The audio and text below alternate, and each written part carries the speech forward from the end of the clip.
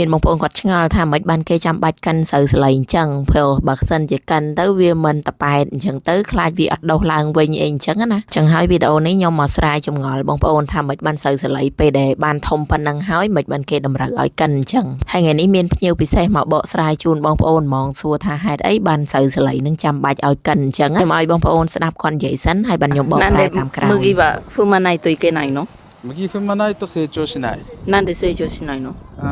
一回踏まれることによってそこから頑張ってまたこういっぱい出ようとするからそれでどんどん麦が大きくなっていく。へえ。踏んであげないと成長しない麦は。へえ。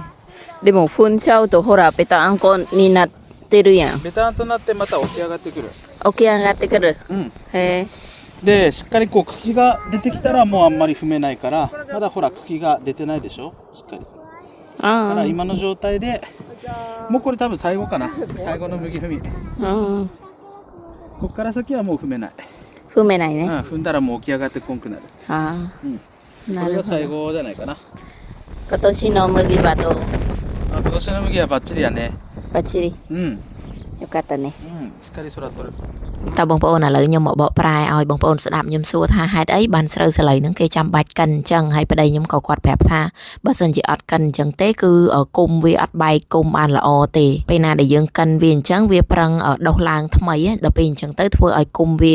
រឹងមាំល្អហើយវាបែកគុំបានច្រើនហើយគាត់ក៏ប្រាប់ថាបើសិនជាយើងអត់កិនវាទេគឺវាអត់អាចលូតលាស់បានល្អទេហើយខ្ញុំក៏សួរគាត់វិញថាពេលដែលយើងកិនហើយវាមិនតប៉ែតអញ្ចឹងប្តីខ្ញុំក៏គាត់ថាពេលដែលយើងកិនភ្លាមអញ្ចឹងគឺវាតប៉ែតអញ្ចឹងហើយប៉ុន្តែវាក៏ក្រោកឡើងវិញអញ្ចឹងហើយការកិនស្រូវសលេងហ្នឹងក៏យើងត្រូវមើលដែរបងប្អូននៅរៀងខ្លីៗអញ្ចឹងគឺយើងអាចកិនបានតែរៀងធំតិចគឺយើងអត់អាចកិនបានទៀតទេហើយស្រែដែលពួកខ្ញុំកំពុងតែកិននេះគឺចុងក្រោយហើយវាធំបានប៉ុណ្ណឹងហើយគឺឈប់កិនបានហើយបងប្អូនគឺយើងទុកឲ្យវាដុះមកខ្លួនឯងអញ្ចឹងណាហើយចុងក្រោយខ្ញុំសួរគាត់ថាស្រូវសលេងយើងឆ្នាំហ្នឹងមិនដែរគាត់ថាឆ្នាំហ្នឹងគឺស្រូវសលេងបានផលល្អមែនតើគាត់ថាស្រូវសលេងលូតលាស់បានល្អឆ្នាំហ្នឹងគឺល្អខ្លាំងមែនតើអរគុណបងប្អូនដែលចាប់អារម្មណ៍ការធ្វើស្រែនៅប្រទេសជប៉ុនបើមានចម្ងល់អីអាចខមមិននៅខាងក្រោមបានអរគុណ